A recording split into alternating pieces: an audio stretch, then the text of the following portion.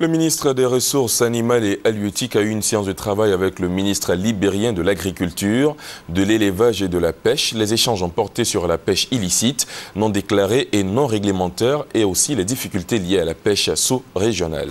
Le compte-rendu est signé à Boussanogo.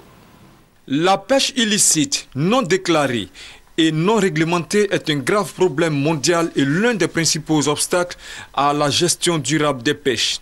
Estimée entre 4 et 9 milliards de dollars par an, elle représente une perte importante de revenus pour les pays pauvres où la dépendance de la pêche pour l'alimentation, les moyens de subsistance et les revenus sont élevés. C'est dans ce contexte qu'en réponse aux démarches entreprises par la Côte d'Ivoire auprès du Libéria pour la délimitation de la frontière maritime, le ministre de l'Agriculture, de l'Élevage et de la Pêche du Libéria a eu une séance de travail avec le ministre des Ressources animales et halieutiques, Kobena Adjoumani Kouassi.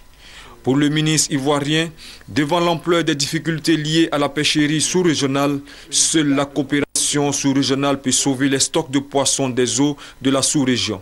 Nous avons mené nos investigations et les navires incriminés sont bien connus de notre registre de pêche. Ces navires pêchent dans nos eaux dans le cadre du partenariat de pêche qui lie la Côte d'Ivoire à l'Union européenne.